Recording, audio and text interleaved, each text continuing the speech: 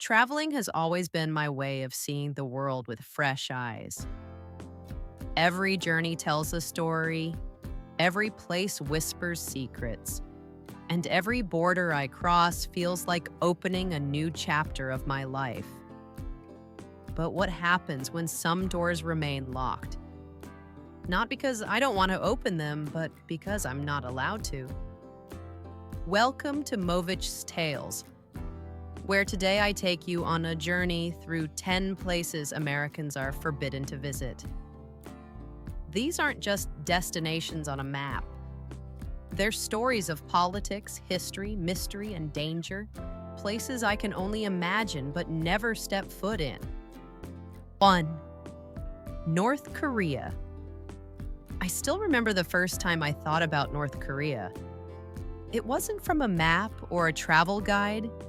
It was from stories whispered on the internet, tales of a country locked away from the rest of the world. I imagined myself landing in Pyongyang, stepping off the plane into a place where time seemed frozen. The streets would be wide, the buildings tall but lifeless, and everywhere I turned, eyes would be watching. But here's the catch. As an American, I could never actually make that step. The US government has banned me from going, sealing the door shut before I even dreamed too far. I pictured myself walking along the massive Kim Il-sung Square with soldiers marching in perfect lines, their boots echoing in unison. I imagined staring at giant bronze statues towering above me as if reminding me that in this place, freedom doesn't belong to visitors.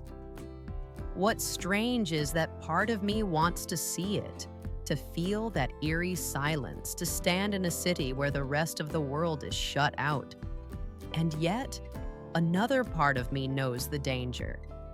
In North Korea, a simple photograph could be treated like a crime. A wrong word, a wrong gesture, and suddenly you're not a tourist, you're a prisoner. So North Korea for me is not just a forbidden land. It's a mirror of politics, fear, and curiosity.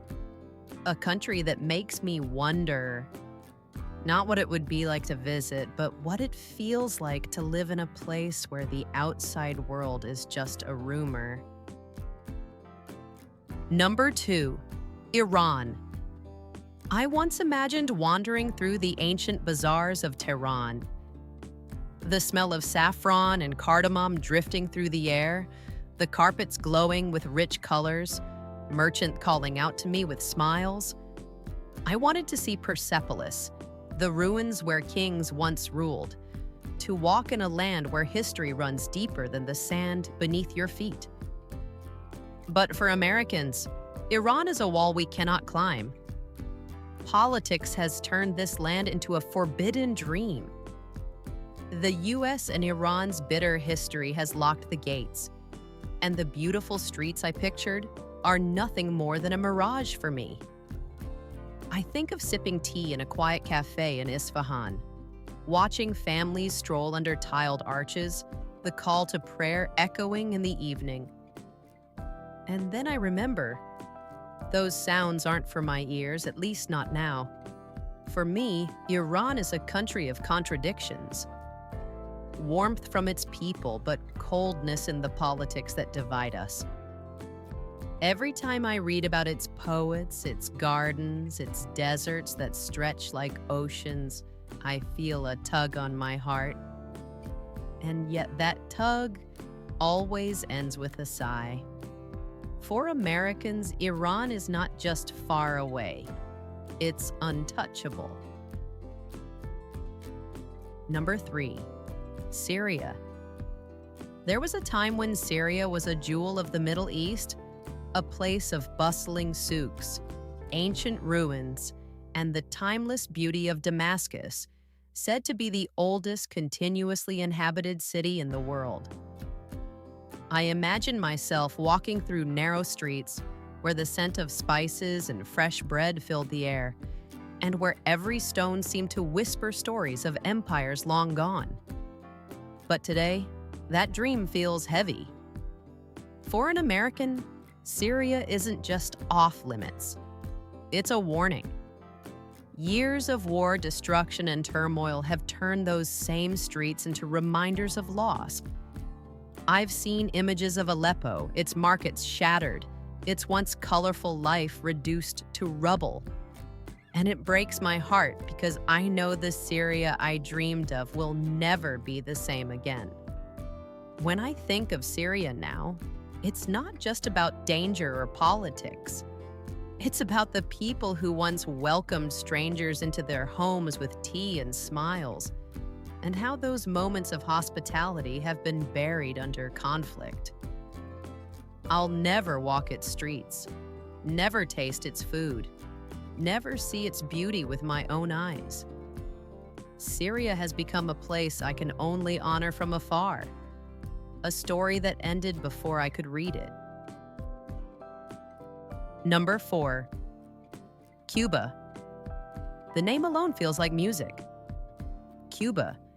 I imagine myself walking along Havana's colorful streets, old American cars cruising past, music spilling from every doorway, laughter in the air. A place where history and rhythm dance together. But as an American, those rhythms come with restrictions. For decades, Cuba has been a forbidden fruit, just 90 miles off the coast of Florida, yet worlds away. I picture myself sitting at a cafe in Havana, sipping strong Cuban coffee while watching domino games unfold on the street corner. I want to feel the warmth of its people, the energy of its culture. But the political tension between our countries keeps that dream tangled in red tape. Sure, there are narrow exceptions for travel, but for most of us, Cuba is a door half closed.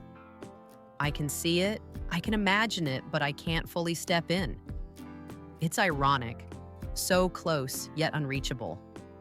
For me, Cuba is a melody I can hear faintly but never truly dance to. Number 5. Libya.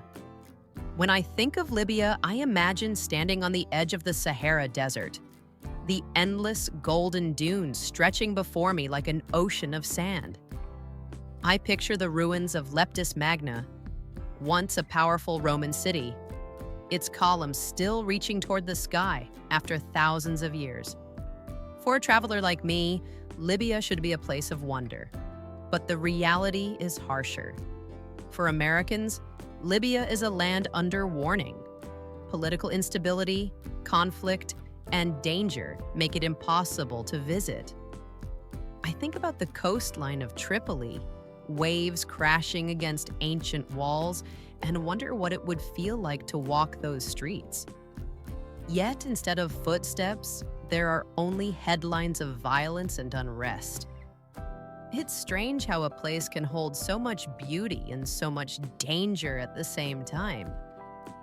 For me, Libya is a reminder that sometimes the most fascinating destinations remain locked away, not by distance, but by circumstances beyond my control. Number 6. Yemen. There's something about Yemen that has always fascinated me.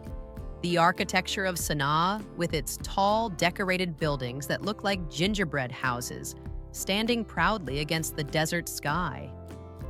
I once pictured myself wandering its old city, a UNESCO heritage site, where history breathes through every narrow alley. But for an American, Yemen is not just far away. It's forbidden. War has scarred the land, making it unsafe, unwelcoming, and unreachable. I think of Socotra, the island with its alien-like dragon blood trees, a place so unique it looks like another planet. I dream of standing there, in awe of nature's creativity, yet I know my feet will never touch that soil. For me, Yemen is a place of haunting beauty, a country with treasures hidden behind conflict, a story I can never live firsthand. And that's the hardest part, knowing the beauty is there, but out of reach. Number 7. Somalia. Somalia has always been painted as a place of danger, but I imagine its coastline first: turquoise waters, white sand beaches, untouched and wild. I think of Mogadishu, once called the White Pearl of the Indian Ocean, its history rich with trade and culture. But for Americans, Somalia is danger before beauty. Piracy, terrorism, and lawlessness have kept the door tightly closed. I picture myself walking through its streets, hearing the calls of merchants, tasting the spices of its cuisine. Yet instead of markets, the stories I hear are warnings. And that's what makes Somalia so haunting. It's a country of contrasts: natural beauty that could rival paradise, and a struggle that keeps it hidden. For me, it's a dream that's locked behind a gate of fear. Number 8. Venezuela. When I think of Venezuela, I picture Angel Falls, the tallest waterfall in the world, cascading from a height so great that the water turns to mist before it touches the ground. I imagine standing there, the roar of nature so loud it drowns out every thought. But Venezuela, for Americans, is a tricky place. Political tensions and safety concerns mean that visiting is dangerous. I imagine walking the streets of Caracas, colorful yet tense, filled with life but shadowed by hardship. The land itself is breathtaking, from the plains to the mountains to the waterfalls. But as an American, I can only admire it from afar. Venezuela is beauty wrapped in warning tape, a destination that tempts but refuses. Number 9. Afghanistan. Afghanistan has always fascinated me with its rugged mountains, valleys, and ancient cities along the Silk Road. I imagine myself walking through Kabul, hearing the hum of daily life, or trekking through Bamiyan, where giant Buddha statues once stood before they were destroyed. But for Americans, Afghanistan is not just unsafe, it's impossible. Decades of war and conflict have left scars too deep. I think of the breathtaking landscapes I'll never see, the traditions I'll never experience. For me, Afghanistan is a story of resilience and tragedy. A land that could have been a traveler's dream, but instead became a traveler's warning. Number 10. Myanmar, Burma. Myanmar is a country of golden temples, floating villages, and landscapes that feel untouched. I once dreamed of walking across the Ubine Bridge at sunset, the wooden walkway glowing as the sky turned orange and purple. But in recent years, political turmoil and human rights issues have turned Myanmar into a restricted and dangerous place. For Americans, it's not just about being unwelcome, it's about safety and morality. Traveling there would mean walking into uncertainty. I imagine the beauty, the kindness of ordinary people, the culture so rich it feels timeless. But I also imagine the unrest, the silence that comes with fear. Myanmar, for me, is a dream, overshadowed by reality. And there you have it. 10 places I can only dream of but never touch. For me, these countries are more than destinations. They are reminders that travel isn't just about where we go, but about the borders we cannot cross, the stories we can only tell from afar. Some places remain forbidden, not because we don't want to see them, but because the world has decided we cannot. If you enjoyed this journey through the unreachable, make sure to like this video, subscribe to Movich's Tales, and ring the bell so you never miss a story. Until next time, keep exploring, keep dreaming, and remember, Sometimes the most powerful journeys are the ones we take in our imagination.